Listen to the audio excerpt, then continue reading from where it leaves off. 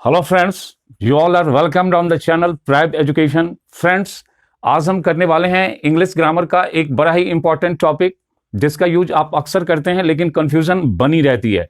तो देखिए, वो है ईच और एवरी, कि हम ईच और एवरी का यूज कैसे करेंगे।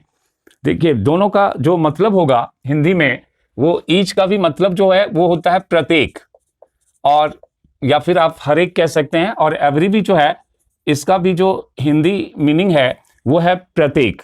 तो सवाल उठता है कि हम किस तरह से, कहां पर, किस सिचुएशन में हम ईच लगाएंगे और कब एवरी लगाएंगे। तो चलिए देखते हैं। ईच का यूज हम तब करेंगे, that means each is used for two और more than two where number is fixed और you can say easily countable. मतलब हुआ कि आपको ईच का यूज उस केस में करना है जब नंबर जो है दो हो या दो से ज्यादा हो, जिसको आप इजीली काउंट कर सकते हैं, तो उस केस में आपको जो है ईच का यूज करना है। देखिए, एग्जांपल से हम इसको समझते हैं।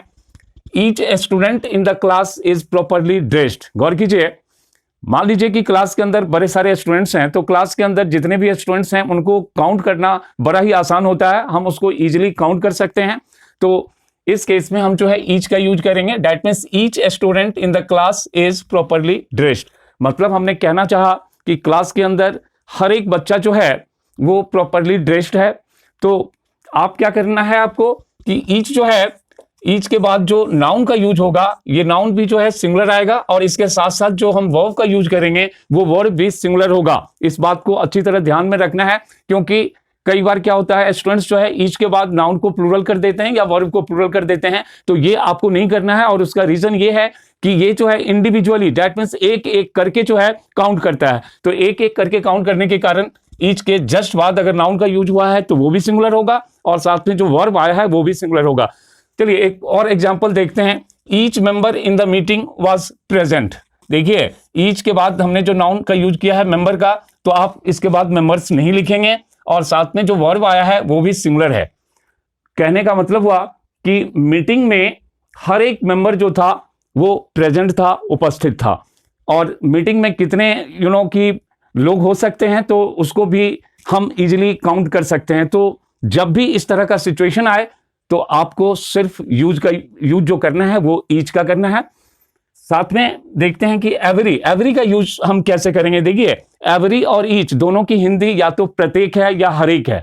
तो एवरी का यूज जो हमें करना है, तो that means every is used for more than two where number is not fixed और you can say not easily countable. तो उस केस में आपको जो है एवरी का यूज करना है। गौर कीजिए, सेंटेंस को हम देखते हैं। Every person in the crowd was excited to welcome the PM. गौर कीजिए, अब क्राउड में कितने लोग हैं इनको इजीली काउंट करना बड़ा मुश्किल है, इनकी कितनी संख्या हो सकती है वो फिक्स नहीं है। तो उस केस में आप ईच का यूज बिल्कुल नहीं करेंगे, वहां पर सिर्फ और सिर्फ जो है हमें एवरी का यूज करना है। तो हमने कहना चाहा कि क्राउड में हर एक पर्सन जो था वो पीएम को वेलकम करने के लिए एक्साइटेड था। ठीक उसी तरह से चलिए हम एक दूसरे सेंटेंस से इस डिफरेंस को समझते हैं।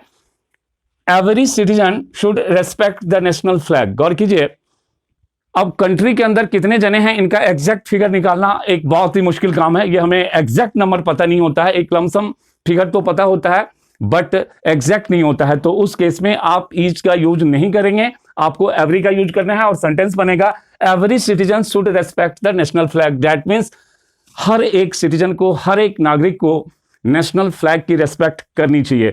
तो इस तरह से आपको सिचुएशन के अकॉर्डिंग जो है ईच या एवरी का यूज करना है। अगर आप इन रूल्स को फॉलो करते हैं तो निश्चित रूप से आपने अब तक जो भी गलतियां की होगी या कर रहे होंगे, आप उससे बच जाएंगे। तो फ्रेंड्स, अगर ये वीडियो आपको पसंद आया है तो प्लीज आप इसे लाइक करें, चैनल को सब्सक्राइब करें, और कमेंट बॉक्स में अपना वैल्यूएबल सजेशन डालना ना भूलें। Thank you.